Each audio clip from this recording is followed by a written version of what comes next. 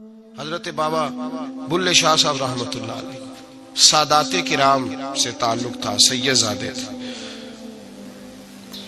سادات کرام کو اللہ یہ عزت دیتا ہے کہ پیدائشی طور پر بھی ان لوگوں کے پاس سند ہوتی ہے کہ ان کی عزت کرنا امت پہ ضروری ہے۔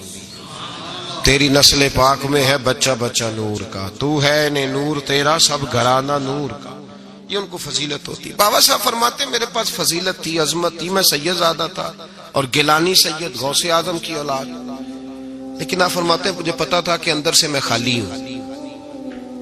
ہمارے زمانے میں کچھ برادریاں ایسی ہیں جن کو ہم لوگوں نے بڑا بنا دیا ہے، وہ بڑے بن گئے ہیں، نیچے اترنے کو تیار نہیں۔ اور میں اکثر کہا کرتا ہوں کہ یہ زیادتی دونوں طرف سے ہوتی ہے۔ اصل مجرم وہ نہیں جو اپنے آپ کو بڑا جانتا ہے، اصل مجرم وہ ہے جو اپنے آپ کو چھوٹا سمجھتا ہے، وہ اصل مجرم۔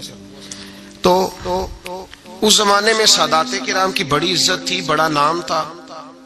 تو بابا صاحب کہتے ہیں میرے گھر میں پیری مریدی تھی، ابا جی بھی پیر، دادا جی بھی پیر، پردادا جی بھی پیر، سارے پیر تھے، لیکن میں جب اپنے دل پہ نظر ڈالتا تھا تو خالی تھا معاملہ، شے کوئی نہیں تھی پاس۔ ہاتھ چموا لینا، نذرانہ لے لینا بات ٹھیک ہے، لیکن نہ علم نہ معرفت، کوئی شے نہیں۔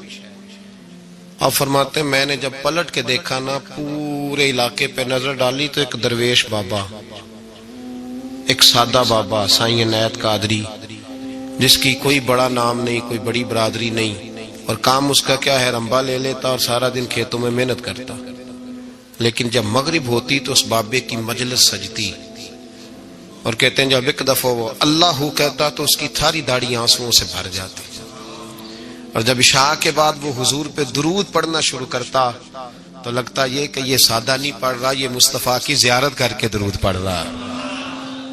فرماتے ہیں میری ساری برادری کو پتا تھا کہ اس کے پاس معرفت ہے، لیکن مسئلہ یہ ہے کہ ہم سید ہیں، وہ رائی ہیں، اب وہاں جائیں بت توڑیں کیسے، ٹوٹتا ہی نہیں، بہت بڑی مصیبت ہے، کیسے ٹوٹے گا؟ لوگ کہیں گے تو مولوی کے پاس جاتا ہے، تو یہ ہو گیا ہے ساری زندگی گناہ کرتے رہو، ظلم کرتے رہو، ہمیں تانے کا ڈر نہیں۔ درویش کے پاس جائیں تو لگتا ہے کوئی تانا دے گا کہ کدھر چلا گیا، کدھر چلا گیا؟ جے کر یار دے نام دا ملے مینا، انہوں چولی پا لئیے پنجے سٹیے نا، تو یہ کر نار دے نام دی ملے سولی، چوٹا چوٹ لئیے پشانٹیے نا۔ بابا صاحب کہتے ہیں میں روز اپنے آپ سے جنگ کرتا کہ جاؤں کہ نہ جاؤں۔ 2 4 5 لوگوں سے میں نے مشورہ کیا تو کہنے لگے تو سیدوں کو بدنام کرے گا، اب تو سادات کو بدنام کرے گا کہ سید ہو کے کسی کے دروازے پہ جاتا ہے۔ بابا صاحب کہتے ہیں ایک دن لڑتے لڑتے میں تھک ہی گیا، میں چلا ہی گیا، میں نے کہا نہیں، اندر کا بت توڑوں گا تو بات بنے گی۔ کہتے قصور کا میں رہنے والا تھا اور مجھے سمجھانے کے لیے اچ شریف سے، جہاں کہ آپ رہنے والے تھے، جو پچھلا علاقہ تھا، وہاں سے بڑے بزرگ بلائے گئے کہ بلے شاہ کو سمجھاؤ۔ کہتے ہیں وہ بابا جی جب آئے تو میں پہچان گیا برادری کے، قبیلے کے، علاقے کے بڑے۔ میں جب ان کے قریب گیا تو وہ نہیں مجھے جانتے تھے، بزرگ تھے، میں تو جانتا تھا نا، تو مجھے کہنے لگے بیٹے کون ہو؟ تو میں نے کہا حضور میری تو پہچان ہی کوئی نہیں، میری تو کوئی پہچان نہیں، آپ بتائیں آپ کون ہیں؟ تو کہنے لگے اسی اچیرے، ساڑی ذات اچیری، کیونکہ اچ شریف اچ رہنے ہیں۔ تو اب تو بتا، تو بابا صاحب کہنے لگے اسی قصوری تے ذات بھی قصوری، کیونکہ وچ قصور دے رہنے ہیں، وہ جو چھوٹے تو اپنا قصور مانتے ہیں، ہاں جے کوئی سانو اچا مل جائے تے نیویں ہو بہنے، بات ختم ہو گئی۔ بابا صاحب رحمت اللہ علیہ کو بڑا سمجھایا۔ بابا جی کہنے لگے حضور میں کیا کروں؟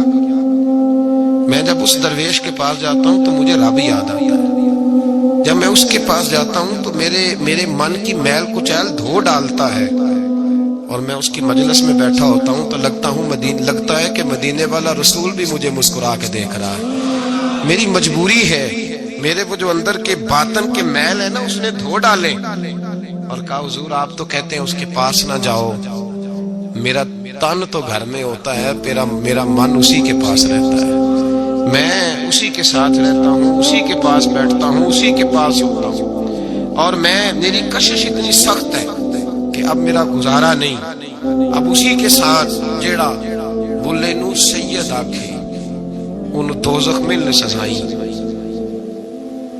اب اس کی تشریح بڑے بڑے لوگوں نے اپنے اپنے رنگ میں کی ہے۔ کچھ نے کہا بابا جی نے بد دعا دی ہے، یہ بد دعا ہے، اگر کہا تو الجھ جاؤ گے، لیکن ہے بھی وہ سید، جھوٹ بھی نہیں۔ کچھ کہتے ہیں بد دعا دی ہے، اور کچھ کہتے ہیں انہوں نے اعلان کیا ہے کہ میں اللہ کا ولی ہوں۔ اگر کسی نے یہ لفظ کہا تو وہ یاد رکھے، وہ جڑا بولے نو سید آکھے انہوں دوزخ ملن سزائیں، تو جڑا بولے نو رائیں آکھے وہ جنت پیگا پائیں۔